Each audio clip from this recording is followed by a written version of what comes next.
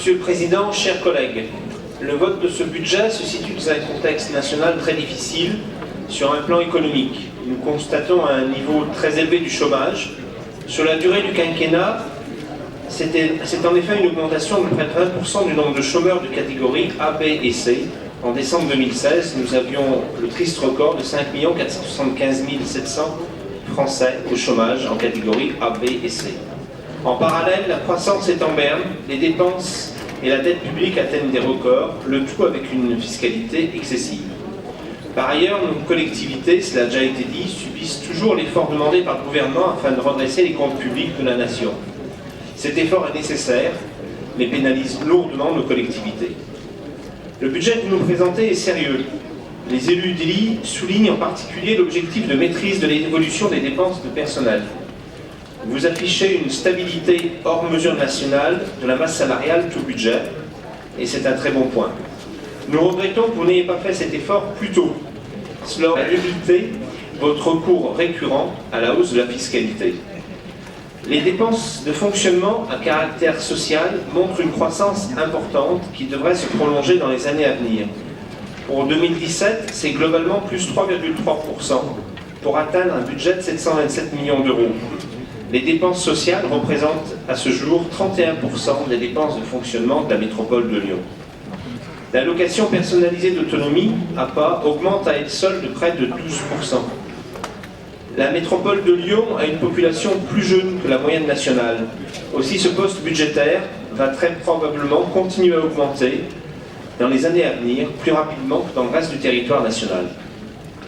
Le financement des dépenses sociales est un des défis majeurs que nous aurons à affronter dans les années à venir. C'est aussi un des intérêts de la fusion du Grand Lyon et du département, financer la hausse des dépenses sociales sans avoir recours à la hausse de la fiscalité. Au niveau des subventions et participations, alors que nous avons voté en début de ce Conseil le déclassement de l'axe A6 à 7, nous désapprouvons la baisse de 3% de la subvention versée au Citral. La mobilité est une priorité pour les habitants et les entreprises de la métropole.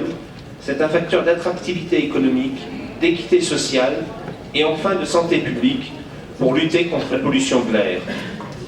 Monsieur le Président, gouverner, c'est faire des choix. Ce n'est pas appliquer le même coup de rabot sur l'ensemble des dépenses de fonctionnement. Pour nous, les transports en commun et la mobilité doivent être une priorité de l'action métropolitaine.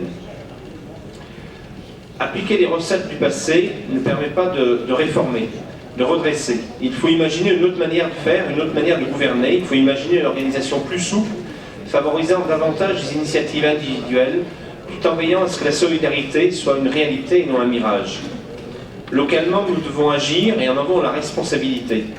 Nous devons simplifier les procédures, réduire les dépenses publiques, alléger la facture fiscale. En commission des finances, vos services ont reconnu que la maîtrise des dépenses de personnel ne pourrait très certainement pas se poursuivre jusqu'à la fin du mandat sans modification structurelle en profondeur de l'organisation de la métropole. Nous partageons cette crainte.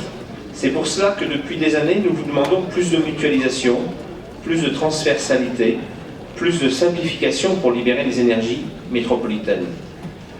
Dans ce contexte, les élus UDI continuent à demander la mise en place d'un plan de mutualisation entre la métropole et les communes. Un plan qui ne soit pas construit en catimini, mais de manière transparente, dans le respect de chacun, dans le dialogue avec l'ensemble des élus et des maires, et avec l'objectif d'améliorer la qualité du service tout en maîtrisant le coût. Monsieur le Président, les élus UDI voteront contre ce projet de budget 2017, car au-delà des chiffres, nous avons une véritable différence avec vous sur la méthode, la gouvernance et les objectifs de la métropole. Je vous remercie.